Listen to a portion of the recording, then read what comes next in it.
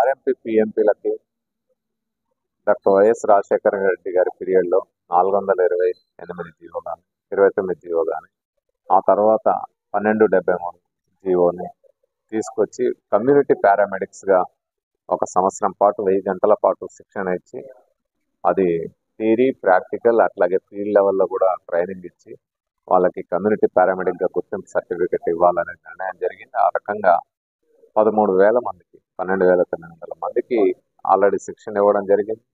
మిగతా వాళ్ళకి శిక్షణ ఇవ్వాల్సింది. శిక్షణ ఇచ్చిన వాళ్ళకి కూడా అప్పుడు రాజశేఖర రెడ్డి గారి మరణం ఆ తర్వాత తెలంగాణ ఉద్యమం కారణంగా సర్టిఫికెట్ రాలేదు. అదేవిధంగా మిగిలిన వాళ్ళకి ట్రైనింగ్ ఇవ్వాల్సిన బాధ్యత ప్రభుత్వం మీద ఉంది. ఎందుకంటే ఆ రోజు అందరూ కూడా 200 రూపాయలు డీడీ కట్టి అప్లై చేసి ఉన్నారు ప్రభుత్వ జీవో ప్రకారం. కాబట్టి వాళ్ళందరికీ గుర్తింపు సర్టిఫికెట్లు ఇవ్వాలి. ట్రైనింగ్ జరపని వాళ్ళకి ట్రైనింగ్ ఇచ్చి ఎగ్జామ్ పెట్టి సర్టిఫికెట్ ఇవ్వాల్సిన బాధ్యత ప్రభుత్వం మీద ఉంది. తెలంగాణ ఉద్యమం వచ్చిన తర్వాత అనేక కార్యక్రమాలు జరిగినాయి. ఆ రోజు వచ్చిందే నీళ్లు నిధులు నియామకాల పేరుతో. మరి ఆర్ఎంపీ పిఎంపీలకు గుర్తింపు రాకుండా తెలంగాణ వచ్చిన 10 ఏళ్ళు కూడా ఏమీ ఇప్పటిదాకా జరగలేదు. ఇప్పుడు రేవంత్ రెడ్డి గారి ప్రభుత్వం వచ్చింది. కాంగ్రెస్ పార్టీ ఎన్నికల్లో కూడా తమ మేనిఫెస్టోలో 2009లో వైఎస్ రాజశేఖర రెడ్డి గారు ఇచ్చిన జీవో ప్రకారం మేము శిక్షణ ఇచ్చి గుర్తింపు సర్టిఫికెట్లు ఇస్తామని చెప్పడం జరిగింది.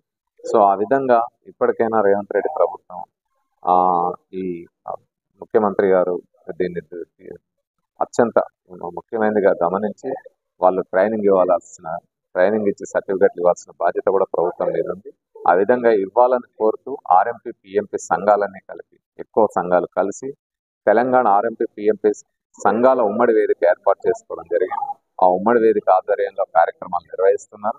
సో వాళ్ళతో పాటు కలిసి ఈ గుర్తింపు సర్టిఫికెట్ వాళ్ళకి ఇవ్వాల్సిన అవసరం, ప్రజారోగ్యాన్ని కాపాడాల్సిన బాధ్యత ప్రభుత్వాల మీద ఉందని గుర్తు చేస్తూ ఈ రోజు నిజంగానే ఆర్ఎంపీ పిఎంపీలు కనుక సడన్ గా వీళ్ళు ఆ వృత్తి మానేస్తే ప్రజారోగ్యం కూడా దెబ్బతినే ఒక సంక్షోభంలో పడే పరిస్థితి ఉంది. కాబట్టి వీళ్ళకి శిక్షణ ఇచ్చి భవిష్యత్తులో ఆర్ఎంపీ పిఎంపీలు తయారవ్వకుండా చూసుకోవాల్సిన బాధ్యత ఇప్పటి నుంచే హాస్పిటల్లో, ప్రైవేట్ హాస్పిటల్లో, కార్పొరేట్ హాస్పిటల్లో కూడా ఎవరైతే పనిచేస్తారో వాళ్ళు ఖచ్చితంగా క్వాలిఫైడ్ అయిన వాళ్ళని మాత్రమే తీసుకోవాలనే విధంగా కూడా నిబంధనలు రూపొందించి, అదేవిధంగా ఎంబీబీఎస్ వాళ్ళు స్వతహా కూడా నిర్ణయించుకున్నప్పుడు మాత్రమే ఈ సమస్యకు పరిష్కారం దొరుకుతుంది. సో ఆల్రెడీ ఒక కొన్ని 10 ఏళ్ళు, 20 ఏళ్ళు, 30 ఏళ్ళు ఆ ఫీల్డ్లో ఉన్న వాళ్ళకి ట్రైనింగ్ ఇచ్చి వైజ్ఞానికంగా సైంటిఫిక్ ట్రైనింగ్ ఇచ్చి సర్టిఫికెట్ ఇవ్వాలని డిమాండ్ చేస్తున్నాం. మెడికల్ కౌన్సిల్ కానీ హెల్త్ అధికారులు కానీ ఈ ఆర్ఎంపీ పిఎంపీల మీద ఆ విధంగా దాడులు జరపకుండా ఎవరెవరైతే నిబంధనలకు విరుద్ధంగా పనిచేస్తున్నారో వాళ్ళకి ఖచ్చితమైన ముందు హెచ్చరికలు చేసి వాళ్ళకి జాగ్రత్తలు చెప్పి ఆ తర్వాత కూడా కొంత టైం ఇచ్చి ఆ తర్వాత దాడి చేస్తే బాగుంటుంది. అట్లా కాకుండా ఏదో బెదిరించి చేయడం కాదు. తప్పులు అన్ని వ్యవస్థల్లో జరుగుతూ ఉన్నాయి. సో వీళ్ళ వైపు నుంచి కూడా తప్పులు ఉన్నప్పుడు ఆ తప్పుల్ని మనం ఎవరో మన్నించాల్సిన అవసరం లేదు. కానీ దానికి తగ్గట్టుగా కొన్ని పద్ధతుల ప్రకారం ఏదో టెర్రరైజ్ చేసి భయపెడుతున్నట్టు కాకుండా అన్ని నిబంధనలు పాటించే విధంగా జరగాలి. కాబట్టి దాడులు ఇప్పటికైనా ఆపివేసి ముఖ్యంగా కేసులు అది చట్టబద్ధంగా ఎలాగా ఉండాలి అనేది వివరించి వాళ్ళకి వెసులుబాటు కల్పించాలని కోరుతాను. ప్రభుత్వం కూడా వీటిని నివారించి వాళ్ళకి గుర్తింపు వెంటనే ఇచ్చి ఈ చట్టబద్ధంగా వాళ్ళకి అన్ని రకాల రక్షణ కల్పించాల్సిన బాధ్యత ప్రభుత్వం. మేము చెప్పేది ఒకటే, ఈ ఉమ్మడి జిల్లాలలో ప్రస్తుతానికి ఉమ్మడి జిల్లా గురించి నేను మాట్లాడుతున్నాను. ఇక్కడ ఐఎంఏఆర్ కానీ గ్రామీణ వైద్యులు కానీ ఒకే వైద్య కుటుంబం లాగా బతుకుతూ ఉన్నాం దరిదాపు 50 సంవత్సరాల నుంచి. అటువంటి మా దగ్గర ఎలాంటి వాళ్ళకి మాకు అసలు భేషజాలు లేవు, వేరే భేదాభిప్రాయాలు లేవు.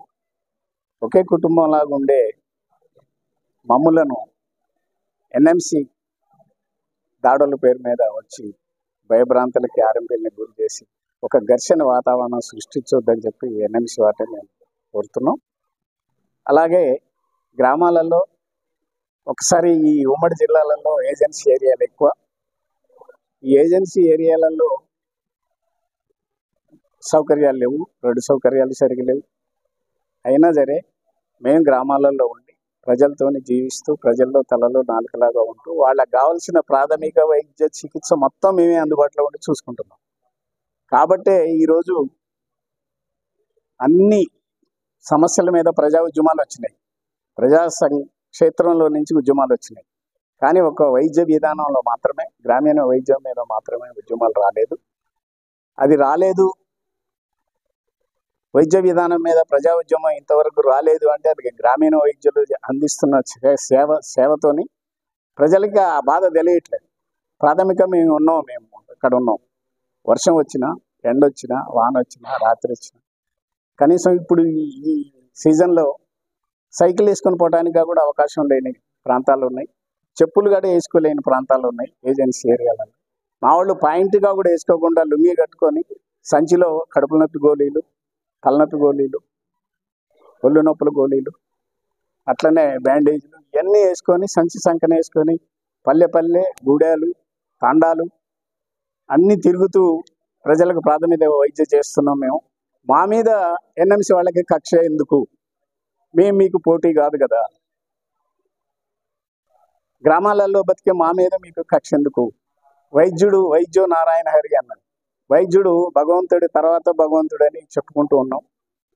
భగవంతుడు ప్రాణం పోస్తే వైద్యుడు ఆ ప్రాణం కాపాడతాడు అనేది ప్రజల నమ్మకం.